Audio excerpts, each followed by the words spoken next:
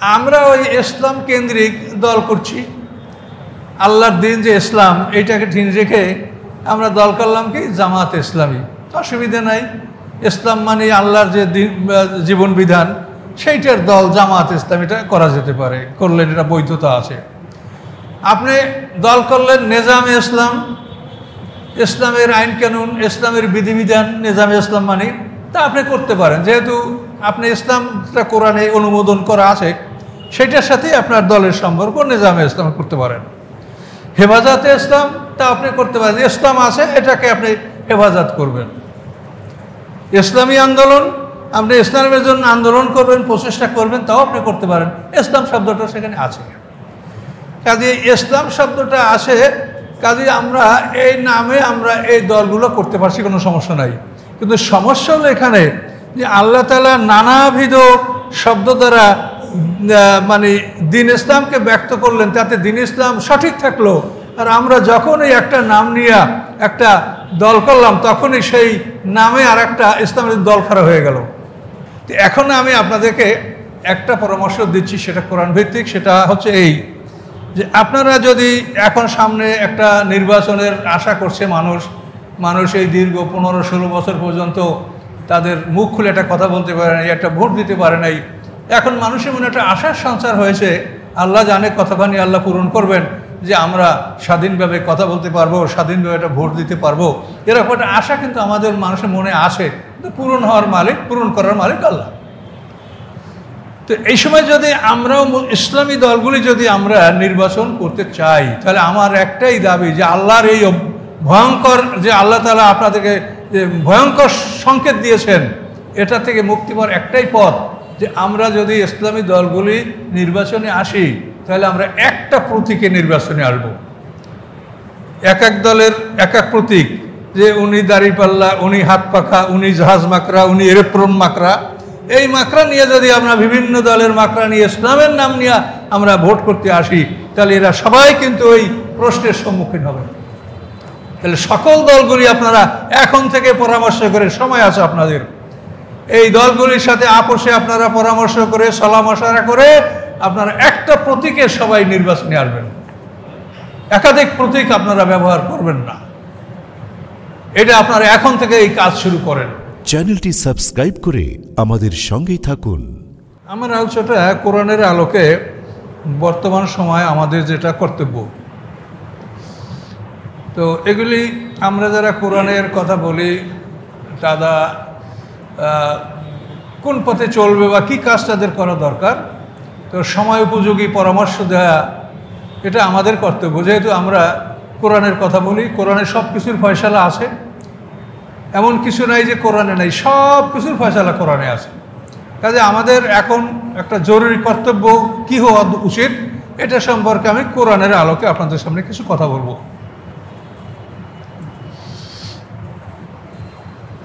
আল্লাহ রাব্বুল আলামিন কোরআনে ঘোষণা করেছেন ইন্নাদ-দীন ইনদাল্লাহিল ইসলাম, যে বিধান আল্লাহর কাছে একমাত্র জীবন বিধান হচ্ছে ইসলাম। তো এই কথাটা আমরা সবাই জানি, যে এই আলে ইমরানের 19 নম্বর আয়াত, যে আমাদের জীবন বিধান হচ্ছে একমাত্র ইসলাম, এটা আমরা সবাই জানি। আবার এটাকে আল্লাহ কঠিনভাবে বলেছেন, অমাইয়াবতাকে গায়রাল ইসলামী দিনা, ইসলাম ছাড়া অন্য কিছুকে যদি কেউ তার জীবন বিধান হিসেবে গ্রহণ করে, ফালা ইউকবালা মিনহু, তার থেকে তা আল্লাহ গ্রহণ করবেন না, তার থেকে তা গ্রহণ করা হবে না, হুয়া ফিল আখিরাতি মিনাল খাসিরিন, এবং সে পরকালে ক্ষতিগ্রস্তদের অন্তর্ভুক্ত হবে। সূরা আলে ইমরান 85 নম্বর, উপরেরটা 19 নম্বর, এই দ্বিতীয়টা 85 নম্বর আয়াত। তো এখন এই ইসলাম আমাদের জীবন বিধান, এটা আমরা সবাই জানি, কিন্তু ইসলাম ছাড়া অন্য কোনো কিছুকে যদি কেউ অনুসন্ধান করে তা কবুল করা হবে না, তাও আল্লাহ বলে দিয়েছেন। তো এখন তারপরও আমরা কি করছি, প্রথমে আল্লাহর দিকটা বুঝি, তারপর আমাদের দিকটা আমরা বুঝবো। আল্লাহ তাআলা এই দ্বীন ইসলামকে নানা শব্দ দ্বারা ব্যক্ত করেছেন, কিন্তু তাতে ইসলামের কোনো পরিবর্তন ঘটে নাই। ইসলাম শব্দের অর্থ যে দ্বীন ইসলাম, এইটা কোরআনের সর্বপ্রথম আল্লাহ তাআলা সূরা ফাতিহার মধ্যে আমাদেরকে বলেছেন সিরাতাল মুস্তাকিম, এই সিরাতাল মুস্তাকিম অর্থ দিন ইসলাম। যে কথাটা ইন্নাদ্দিন ইনদাল্লাল ইসলাম, ওই কথাটাই কিন্তু সিরাতাল মুস্তাকিম। এখন এই দিন ইসলামকে আল্লাহ তাআলা সিরাতাল মুস্তাকিম দ্বারা উপস্থাপন করেছেন, তাতে কি দিন ইসলামের কোনো পরিবর্তন ঘটেছে? একই জিনিস, যেটা সিরাতাল মুস্তাকিম ওইটাই দিন ইসলাম। এভাবে আল্লাহ তাআলা আরও অনেক শব্দ ব্যবহার করেছেন। ওয়াতাসিমু বিহাবলিল্লাহ, এই হাবলিল্লাহ মানে আল্লাহর রশি, এই হাবলিল্লাহ মানে কোরআন, আর এই কোরআন মানে দিন ইসলাম। ইন্না হাযাল কোরআন ইয়াহদি লিল্লাতি আহকাম, এই কোরআন সবচাইতে সরল পথ প্রদর্শন করে। তাহলে এই কোরআনও দিন ইসলাম। তাহলে আল্লাহ তাআলা যতটা শব্দ দিন ইসলামের জন্য ব্যবহার করেছেন, তাতে দিন ইসলামের মৌলিক বিষয় বা তার শাখা কোনো বিষয়ে কোনো পরিবর্তন আসে নাই। বিভিন্ন শব্দ দ্বারা, ফি সাবিলিল্লাহ, অকাতিলু ফি সাবিলিল্লাহ মানে কি? আল্লাহর রাস্তা। এই আল্লাহর রাস্তা মানে দিন ইসলাম। সাবিলিল্লাহও দিন ইসলাম, সিরাতাল মুস্তাকিমও দিন ইসলাম। তারপরে যেমন আল্লাহ বলছেন হেজবুল্লাহ, আল্লাহ ইন্না হেজবাল্লাহি হুমুল মুফলিহুন, এই হেজবুল্লাহ আল্লাহর দল, এটাও দিন ইসলাম।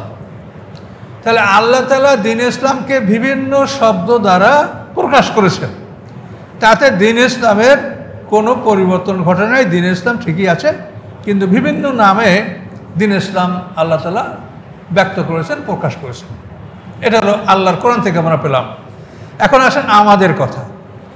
আমরা ওই ইসলাম কেন্দ্রিক দল করছি, আল্লাহর দিন যে ইসলাম, এইটাকে ঠিক রেখে আমরা দল করলাম কি জামাত ইসলামী। অসুবিধা নাই, ইসলাম মানে আল্লাহর যে জীবন বিধান, সেইটার দল জামাত ইসলাম, এটা করা যেতে পারে, করলেন, এটা বৈধতা আছে। আপনি দল করলেন নেজামে ইসলাম, ইসলামের আইন কানুন, ইসলামের বিধিবিধান নেজামে ইসলাম মানে, তা আপনি করতে পারেন, যেহেতু আপনি ইসলামটা কোরআনে অনুমোদন করা আছে, সেটার সাথেই আপনার দলের সম্পর্ক নেজামে ইসলাম করতে পারেন। হেফাজতে ইসলাম, তা আপনি করতে পারেন, ইসলাম আছে এটাকে আপনি হেফাজত করবেন। ইসলামী আন্দোলন, আপনি ইসলামের জন্য আন্দোলন করবেন, প্রচেষ্টা করবেন, তাও আপনি করতে পারেন। ইসলাম শব্দটা সেখানে আছে, কাজে ইসলাম শব্দটা আছে, কাজে আমরা এই নামে আমরা এই দলগুলো করতে পারছি, কোনো সমস্যা নাই। কিন্তু সমস্যা হলো এখানে যে আল্লাহ তাআলা নানাবিধ শব্দ দ্বারা মানে দিন ইসলামকে ব্যক্ত করলেন, তাতে দিন ইসলাম সঠিক থাকলো। আর আমরা যখন এই একটা নাম নিয়ে একটা দল করলাম, তখনই সেই নামে আর একটা ইসলামের দল খাড়া হয়ে গেল।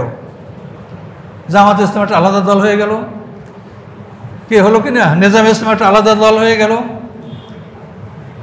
হেজবুল্লাহ একটা আলাদা দল হয়ে গেল, হেফাজতে ইসলাম একটা আলাদা দল হয়ে গেল। এটা কেন হবে? সবই তো আপনাদের ইসলাম, কিন্তু এইটা যদি আপনারা বিভক্ত করেন, তো সমস্যাটাকে সেইটা শোনেন। সমস্যাটা হলো আল্লাহ বলছেন আল্লাযীনা জাআলুল কোরআনা ইয়াদিন ফাওরাব্বিকা লানাসআলুহুম আজমাইন। আল্লাহ বলেন যারা কোরআনকে খণ্ড বিখণ্ড করবে, এদিন আব্দুল শব্দটা তো মারির দাঁত দিয়ে কাটা। আল্লাহ বলেন যারা আমার কোরআনকে খণ্ড বিখণ্ড করলো, ফাওরাব্বিকা, হে মুহাম্মদ সাল্লাল্লাহু আলাইহি ওয়াসাল্লাম, আপনার রবের কসম, ফালানাসআলুহুম আজমাইন, আমি তাদের সবাইকে জিজ্ঞাসা করব, কেউ বাদ যাবে না। তাহলে এখন আমরা যতগুলো দল, তাহলে আমরা তো কেউ বাদ যাব না। আর আল্লাহ নিজে বলছেন নিজের নামের কসম করিয়া। তো এখানে আল্লাহ যদি কাউকে জিজ্ঞাসাবাদ করেন, তার শাস্তি অনিবার্য। এটা আল্লাহ রসুলের বিভিন্ন হাদিসেও এটা বর্ণনা করা আছে যে আল্লাহ যদি কাউকে জিজ্ঞাসাবাদ করে, তার কোনো রেহাই নেই। আল্লাহ হালকা জিজ্ঞাসা করবে, যারা ডাইন হাতে আমলনামা পড়বে তাদেরকে আল্লাহ হেসাবা ইয়াসিরা, হালকা হিসাব নিবে, এটা কোরআনে আছে। কিন্তু আল্লাহ যদি পুরোপুরি কারো থেকে হিসাব নেয়, তার কোনো রেহাই নেই। তাহলে আল্লাহ কথাটা কি বললেন? ফাওরাব্বিকা, হে মুহাম্মদ সাল্লাল্লাহু আলাইহি ওয়াসাল্লাম, আপনার রবের কসম। সূরা হিজরের 91 নম্বর আয়াত এটা। আল্লাযীনা জাআলুল কোরআনা ইয়াদিন, যারা আমার কোরআনকে খণ্ড বিখণ্ড করলো, ফাওরাব্বিকা, আপনার রবের কসম, ফালানাসআলুহুম আজমাইন, আমি তাদের সবাইকে জিজ্ঞাসাবাদ করব। কত বড় ভয়ঙ্কর কথা! তাহলে আমরা কেন এগুলা করছি? কি কারণ আমরা করছি? তো এই জন্য এই বিষয় থেকে যদি আমরা মুক্তি না পাই, তা আমাদের জন্য কিন্তু সামনে ভয়ঙ্কর অবস্থা, এটা জেনে রাখি। এটা কোরআনের কথা, এটা আমি তো বলছি না, আল্লাহর কোরআন থেকে বলছি। সূরা হিজরের 91 নম্বর আয়াত আপনি দেখেন, কোরআন খুলেন, পড়ে দেখেন। তাহলে এখন আমার একটা পরামর্শ, যেহেতু আমরা কোরআনের কথা বলি, আমার জীবন আমি আল্লাহর সাথে প্রতিশ্রুতিবদ্ধ যে আমি আমার জীবনের বাকি সময়টা কোরআনের পিছনে ব্যয় করব, এটা আল্লাহর সাথে আমার প্রতিশ্রুতি দেওয়া। কাজে এই জন্য আমি যে কোনো একটা বিষয়ে আমার যতখানি জ্ঞানে আসে, বুঝে আসে, আমি কোরআন থেকে মানুষকে সেটা বলার চেষ্টা করি। তো এখন আমি আপনাদেরকে একটা পরামর্শ দিচ্ছি, সেটা কোরআন ভিত্তিক। সেটা হচ্ছে এই যে আপনারা যদি এখন সামনে একটা নির্বাচনের আশা করছে মানুষ এই দীর্ঘ 15-16 বছর পর্যন্ত তাদের মুখ খুলে একটা কথা বলতে পারে নাই, একটা ভোট দিতে পারে নাই। এখন মানুষের মনে একটা আশার সঞ্চার হয়েছে, আল্লাহ জানে কতখানি আল্লাহ পূরণ করবেন, যে আমরা স্বাধীনভাবে কথা বলতে পারবো, স্বাধীনভাবে একটা ভোট দিতে পারবো, এরকম একটা আশা কিন্তু আমাদের মানুষের মনে আসে। কিন্তু পূরণ করার মালিক আল্লাহ। তো এই সময় যদি আমরাও ইসলামী দলগুলি যদি আমরা নির্বাচন করতে চাই, তাহলে আমার একটাই দাবি যে আল্লাহর এই ভয়ঙ্কর, যে আল্লাহ তাআলা আপনাদেরকে যে ভয়ঙ্কর সংকেত দিয়েছেন, এটা থেকে মুক্তি পাওয়ার একটাই পথ, যে আমরা যদি ইসলামী দলগুলি নির্বাচনে আসি, তাহলে আমরা একটা প্রতীকে নির্বাচনে আসব। এক এক দলের এক এক প্রতীক, যে উনি দাড়িপাল্লা, উনি হাত পাখা, উনি জাহাজ মাকড়া, উনি এরোপ্লেন মাকড়া, এই মাকড়া নিয়ে যদি আমরা বিভিন্ন দলের মাকড়া নিয়ে ইসলামের নাম নিয়ে আমরা ভোট করতে আসি, তাহলে এরা সবাই কিন্তু ওই প্রশ্নের সম্মুখীন হবে। তাহলে সকল দলগুলি আপনারা এখন থেকে পরামর্শ করে, সময় আছে আপনাদের, এই দলগুলির সাথে আপোষে আপনারা পরামর্শ করে, সলাহ মশওয়ারা করে আপনারা একটা প্রতীকে সবাই নির্বাচনে আসবেন। একাধিক প্রতীক আপনারা ব্যবহার করবেন না। এটা আপনারা এখন থেকে এই কাজ শুরু করেন। কি বুঝতে পারছেন আমার কথা? একটা প্রতীক, যেটাই হোক, একটা প্রতীক। এই একটা প্রতীকে ইসলামী দলগুলি সবাই আপোষে কম্প্রোমাইজ করে, নিজেদের মধ্যে ভাগাভাগি করে, যেভাবে সম্ভব একটা প্রতীকে আপনারা নির্বাচন করেন। আর যদি ভিন্ন প্রতীকে নির্বাচন করেন, তাহলে তো আপনাদের সাথে আমাদের থাকাটাই ভয়ঙ্কর। যে তাহলে তো সবাইকে জিজ্ঞাসা করা হবে, তো আমরাও তো জিজ্ঞাসার মধ্যে পড়বো, তাহলে এই বিপদে তো আমরাও পড়ছি। এখন নির্বাচনটা এটা এমন একটা জিনিস যে এটা এখন আমাদের জন্য করা ফরজ না, কিন্তু এটা করা ভালো। কেন করা ভালো? নির্বাচন যদি আপনি না করেন, তাহলে মানুষ যারা মধ্যমপন্থী মানুষ, এই মধ্যমপন্থী মানুষগুলা মানে অনিসলামিক দলের সাথে যুক্ত হয়ে পড়বে। নির্বাচনের সময় এমনভাবে টানা খিচা হবে যাতে এই মধ্যমপন্থী মানুষগুলা স্থির থাকতে পারবে না। কাজে আপনাদের নির্বাচন করেন, তো আপনাদের দল হারুক কি জিতুক যাই হোক, আপনাদের কর্মীরা মনে করবে যে আমাদের ক্যান্ডিডেট আছে, কাজে আমরা তার পিছনে কাজ করি এবং তারা কর্মব্যস্ততার মধ্যে থাকবে। এই জন্য নির্বাচন করাটা ভালো, এটার পক্ষে আমরা।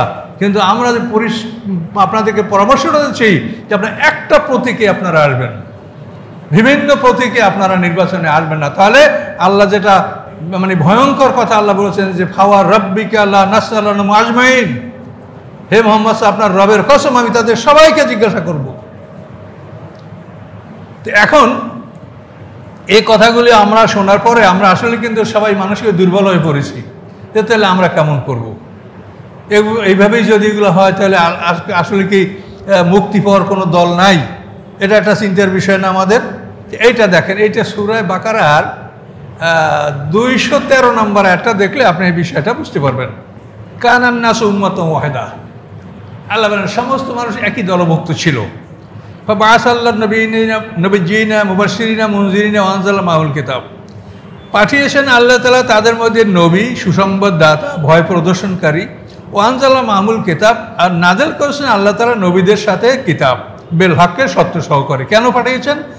লিয়াহকুমা বাইনান নাসে, যে তারা আদেশ জারি করবে মানুষের মধ্যে ফিমা ইখতালাফু ফি, ওই সমস্ত বিষয় যে সমস্ত বিষয় নিয়ে মানুষরা মতভেদ করে, এই মতভেদ দূর করার জন্য আসমানি কিতাব দ্বারা তারা মানুষের মধ্যে আদেশ দিবে। কিন্তু আল্লাহ বলেন দুঃখের বিষয়, ওয়াক্তালাফা ফিহি ইল্লাল্লাযিনা উতুহু, মতভেদ আর কেউ করে না, বরং তারাই করে যাদেরকে এই কিতাব দেওয়া হয়েছে। দেখেন তো আমাদের আলেমদের অবস্থাটা কি? আমরা তো সবাই আপনাকে ভয় দেখাই, আর আমরা তো মনে করি যে হুজুরে ভেস্তে তো যাবেই, আমাকেও লয়ে যাবে। কিন্তু আমাদের অবস্থাটা দেখছেন কোরআনে কি বলে? কোরআনে বললো কি ওয়াক্তালাফা ফিহি ইল্লাল্লাযিনা উতুহু, মতভেদ করে না এই দিনের মধ্যে অন্য কেউ, তারা ব্যতীত যাদেরকে এই কিতাব দেওয়া হয়েছে। মিন বাদে মা জাআতুমুল বায়্যিনাত, এবং কিতাব আসছে এবং সাথে সাথে বললেন মিন বাদে মা জাআতুমুল বায়্যিনাত, তাদের কাছে স্পষ্ট প্রমাণ আসার পরে এই আলেমরা মতভেদ করলো। কেন করলো? বাগিয়াম বাইনহুম, আপোষে বিদ্রোহবশত, যে আমি ওনার দল করবো, তা আমি যদি ওনার সাথে মিশে যাইতে উনি আমাকে দলের প্রধান করবে, যদি না করে তাহলে তো আমি হেরে গেলাম। কাজে ওনার দলে উনি থাকুক, আমার দলে আমি থাকুক, আমি আমার দলের নেতা। এটা আল্লাহ বলছে, আমি বলি না। দেখেন আল্লাহ বলছেন, কি বলছেন আল্লাহ তাআলা? যে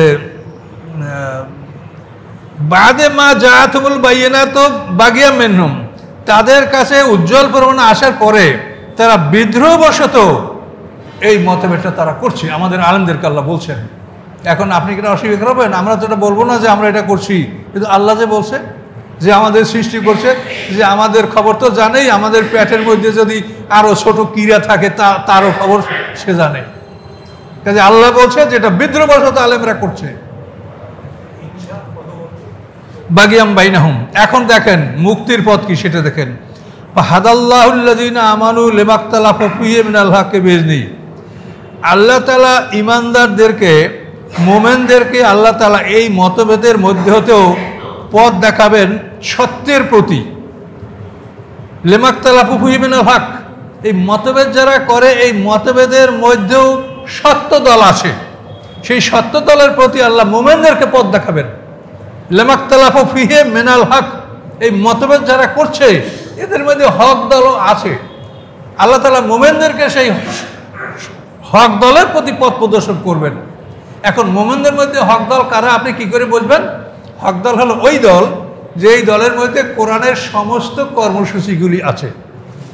কোরআনের আদেশ নিষেধ যা কোরআনে উল্লেখ আছে, এই সমস্ত কর্মসূচিগুলি যাদের দলের মধ্যে আছে সেই দলটা হক দল। আর আল্লাহ বলছেন যে এই মতভেদের মধ্যে আমি মুমিনদেরকে হক দলের প্রতি আমি পথ প্রদর্শন করব। তাহলে আপনারা নিরাশ হওয়ার থেকে বেঁচে গেলেন, আমরা বেঁচে গেলাম যে এর মধ্যে আসলে হক দল আছে, কিন্তু সেটা আপনার জ্ঞান খাটাইয়ে কিন্তু আপনাকে বুঝে নিতে হবে যে কি তার কর্মসূচি, তার মধ্যে কোরআনের আদেশ নিষেধ সমস্ত বিষয়গুলি তার দলের কর্মসূচির মধ্যে আছে কিনা। যদি থাকে তাহলে সে হক দল, আর যদি সে কোরআনের একটা আয়াত বাদ দিয়ে থাকে তার কর্মসূচির মধ্যে, তাহলে সে হক দল নয়, সে ওই কোরআনকে খণ্ডবিখণ্ড করলো। তাহলে এখন আপনারা বিষয়টা আমার মনে হয় যে কোরআন থেকে আপনারা পুরো একটা সিদ্ধান্ত আপনারা পেলেন। কাজে এই হিসেবে আপনারা কাজকর্ম করেন, অগ্রসর হন, আল্লাহর পথে থাকেন, আল্লাহর পথে চেষ্টা করতে থাকেন। তার কারণ আমাদের সামনে তো ভীষণ সমস্যা, সেটা দেখতেই পাচ্ছে যে আল্লাহর কোরআনে যা বলেছে। আমি আমাদের আলেম সম্পর্কে আমি আরও আলোচনা আপনাদেরকে করব, যে আলেম সম্পর্কে আল্লাহ তাআলা এত ভয়ঙ্কর কথা বলেছেন যেগুলো আম মানুষের জন্য আল্লাহ বলেন নাই। খুবই ভয়ঙ্কর কথা, শুনলে দুঃখ লাগবে। তো যাই হোক, আজকে আমরা যে কথাগুলি বললাম আপনারা আশা করি আপনারা বুঝতে পারছেন। এই জন্য আপনারাও পরস্পরকে বুঝান যে আপনারা যারা ইসলামের নামে নির্বাচন করতে যাবেন, একটা প্রতীকে আপনাদের আসতে হবে। আপনার এক একজন এক একটা দলের প্রতীক নিয়ে আসবেন, দলকে খণ্ড বিখণ্ড করে, এটা আমরা মানি না। এটা আপনারা তাদেরকে বলার চেষ্টা করেন। আর আমাদের এই কথা তো সারা দুনিয়াব্যাপী মানুষ শুনবে, তারা ইচ্ছা করলে এই কথার দ্বারা তারা নিজেরা এটা প্রচেষ্টা করতে পারে। শুধু রাজনৈতিক দলের সাথে দৌড়ঝাঁপ না করে এই নিজেদের ইসলামী দলগুলোর মধ্যে এরা দৌড়ঝাঁপ করুক, এদের মধ্যে নেগোসিয়েশন করুক, তারপর এটা একটা মানে সঠিক পন্থায় উপনীত হওয়ার জন্য তারা চেষ্টা করুক। এইটা আমাদের আবেদন রেখে আমরা বর্তমান সময়ের প্রকৃতি আমাদের কর্তব্য এই বিষয়ের উপরে আমি এই আয়াতগুলি কোরআন থেকে আপনাদের পেশ করলাম। আশা করি আপনারা হেদায়েত গ্রহণ করতে পারবেন, গ্রহণ করার তৌফিক আল্লাহ তাআলা দিবেন। ওয়া মা তৌফিক ইল্লা বিল্লাহ। আসসালামু আলাইকুম ওয়া রাহমাতুল্লাহ।